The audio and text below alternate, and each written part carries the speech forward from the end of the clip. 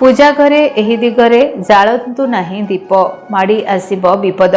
विशेष भाव में पूजा करने समय सबुबले ध्यान रे रखिबा उचित जे तेल दीप को सबुबले डाहाण पार्श्व आपण माने रखिबे एवं घी दीप को सबुबले बाम पार्श्व रखिबा उचित। एहा द्वारा शुभ होइथाय।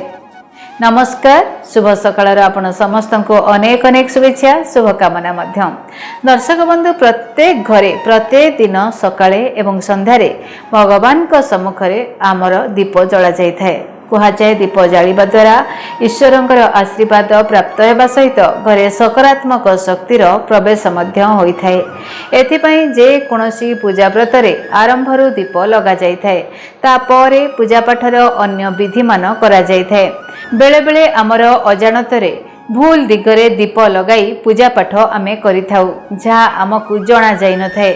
एहा द्वारा परिवार उपरे संकट माड़ी आसी थाए। घरे अभाव अनाटन मध्य देखा जाय थाए।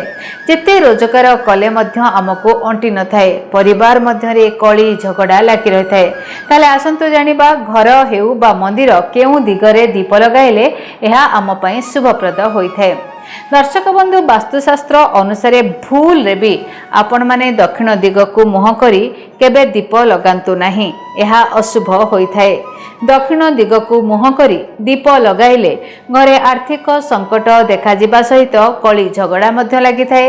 एहा सहित घरर नकारात्मक शक्ति वृद्धि पाई थाए। काहेकि ना दक्षिण दिग हेउची जमराजंकर दिग। आज्ञा हां, एही दिगरे दीप जालिबा द्वारा अशुभ होई थाए। वास्तुशास्त्र अनुसार उत्तर दिग को मुह करी दीप जालिले शुभ होई थाए। शास्त्र रे उत्तर दिगटी को कुबेरंकर दिग भाव रे विवेचना करा जायछि। उत्तर दिगरे दीप लगाइबा द्वारा घरे अभाव अनाटन देखा जाय न थाए, घरे सुख शांति बजाय रही थाए। विशेष भाव में पूजा करिबा समय सबुबले ध्यान रे रखिबा उचित जे तेल दीप को सर्वदा डाहाण पार्श्व रे रखिबे एवं घी दीप को सबुबले बाम पार्श्व रे रखिबा उचित। एहा द्वारा शुभ होइथाए।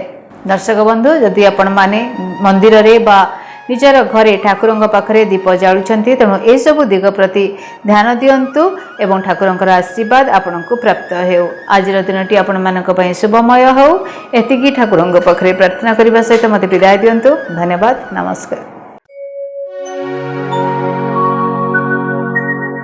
डीटीवी ओडिया देखिवा पई सब्सक्राइब करंतु एवं बेल आइकन को मध्य दबाई दियंतु।